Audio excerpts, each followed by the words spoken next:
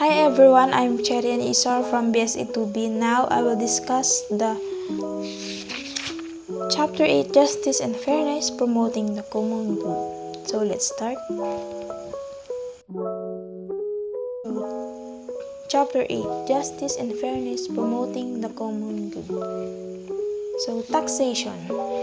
I will give some scenarios that related to taxation. So it's the season of filling out taxation forms again. As you start working on them, the more you get irritated because a big chunk of your budget will be given to the government. So, yun nga, kapag araw ng sahod, may mga dinididak yung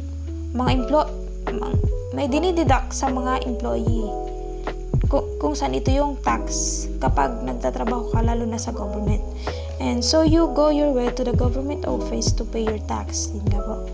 And driving your car, you get a bumpy ride from the potholes in the road, and then you get stuck in the traffic. Along the side road, you see a lot of homeless people, beggars and vendors setting up their mobile stores. And then you start wonder, where is your tax money going? The government doesn't seem to make any improvement. So, ayun. And yun, marirealize mo, saan nga ba napupunta yung tax mo na binabawas sa sahod mo, yung pinaghihirapan mo, saan napupunta? And yung government ba is nagtitake ng action para dun sa mga taong may kapos sa buhay? So then you finally reach the place and park your car. However, on your way there, a man accosts you, demanding that you hand him some money. You gave him some amount and off he went without harming you. As you were paying your tax, already down-spirited, you made the realization that you have been robbed twice today. So, yun. As you can see on the picture, so, theft, yung magnanakaw, then the taxation.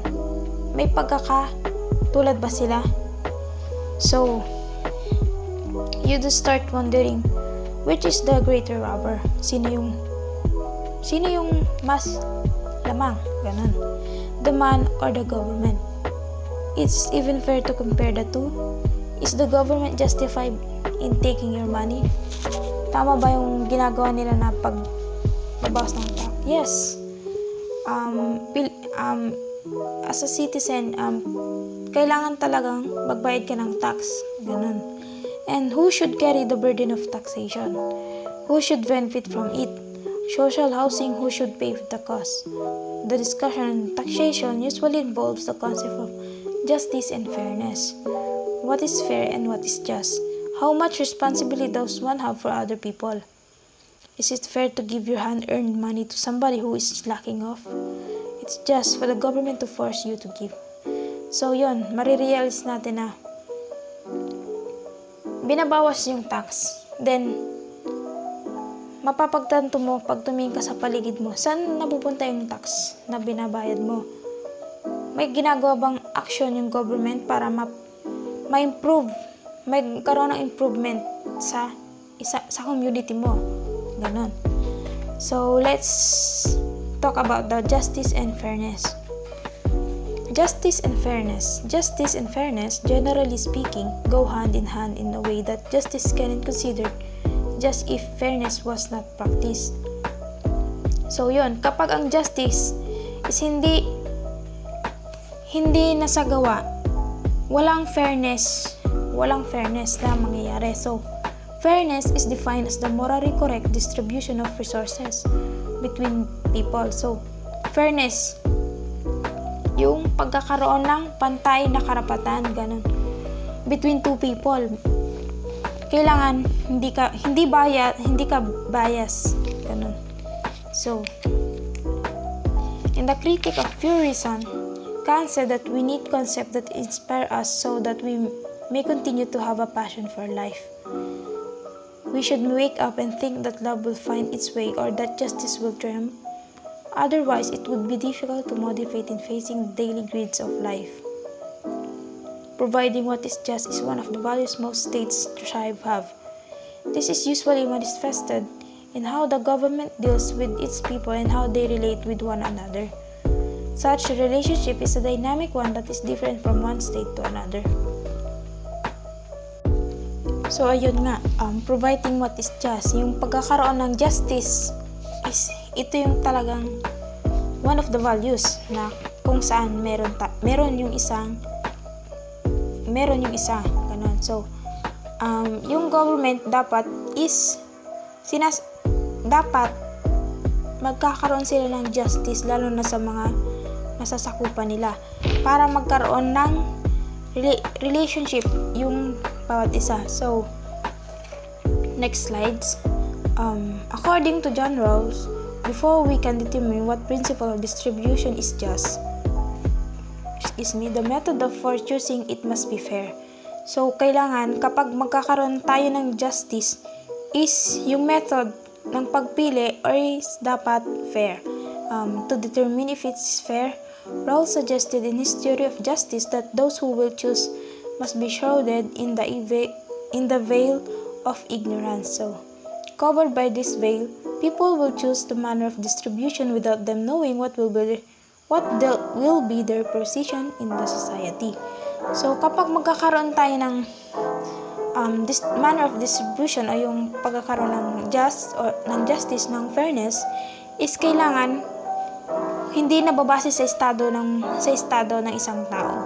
Kailangan pantay talaga yung pagpili natin. So, he proposed two principles of justice. First is, each person is to have an equal right to the most extensive basic liberty compatible with a similar liberty for others. Second is, social and economic inequalities are to be arranged so they are both reasonably expected to everyone's advantage and attached to position and office were open to all. So, sinasabi niya sa first principle is, basic liberties pertains to a citizen liberty like political rights, freedom of thought, right to have property, which of them enshrined in the state's constitution. Everybody must have equal rights under the first principle. So, kailangan each person magkakaroon ng equal right.